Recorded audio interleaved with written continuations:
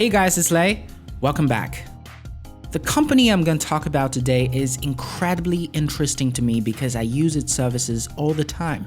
It's mind-blowing that it existed for only a few years, and it's even more amazing to see what's going on with the company right now. It's like watching the story of House of Cards unfolding in real life. As the title suggests, I'm talking about Uber. Some recent developments in the industry has changed its game entirely, and I'd like to share with you guys why. The first chapter of the Uber story can be summarized with two words: rapid expansion. When Uber was founded in 2009, the industry landscape was totally different. Literally none of its current competitors exist. It was a much simpler time where Uber only has to compete against brick-and-mortar taxi shops. With people relying more and more on their mobile phones, Uber was undefeated. In a short span of 2 years, it has become this behemoth that every investor talks about.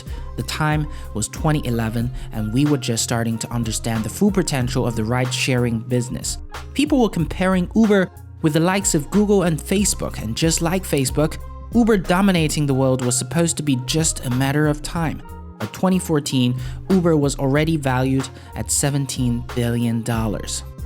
However, 2014 was destined to be a pivotal year for the ride-sharing industry, not because of Uber's success, but because of this other company, SoftBank. In 2014, SoftBank made its move to invest in Grab Taxi in Southeast Asia and Ola in India. And this move is now proven to be genius, making SoftBank the puppet master behind the entire ride-sharing industry. Thus begins the chapter 2 of Uber Retreat. Between 2014 and now, many things have happened that unexpectedly marginalized the protagonist of the Uber story. And up came this new leading actor, SoftBank. Remember the Uber that was seemingly unstoppable in 2014? It turns out Uber might be unstoppable in the United States, but when it comes out of the United States, it gets roadblocked everywhere. The rosy image of Uber dominating the entire industry is no more, and the reason for all the roadblocks is SoftBank. If you don't know SoftBank, you must know its most successful investment, Alibaba, the Amazon of China.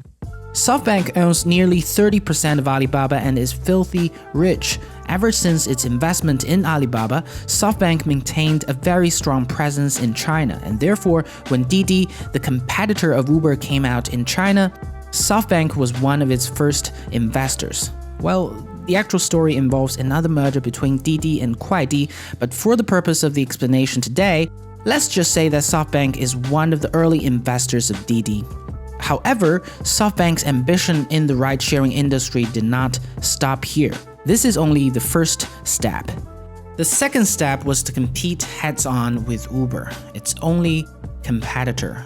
Well, the truth is, SoftBank did not choose to compete with Uber, it's the other way around. This perhaps is the reason for the downfall of Uber. It has no one else to blame except for itself. Uber made the decision to expand overseas.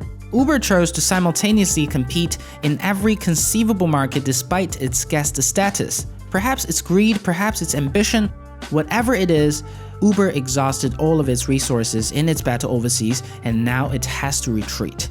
In 2017 alone, Uber has lost over $4.5 billion. And for your references, at Uber's current valuation of $54 billion, all these other companies, Google, Facebook, you name it, are making a profit.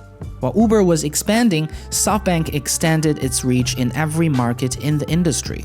In China, it invested in Didi. In Southeast Asia, it invested in Grab, and in India, it invested in Ola, owning from 20 to 60% of these companies either by itself or through Alibaba and Didi. If this is not enough, Alibaba and Didi also invested in Taxify, the Uber of Europe, and Lyft, Uber's direct competitor in the United States. Can you see it?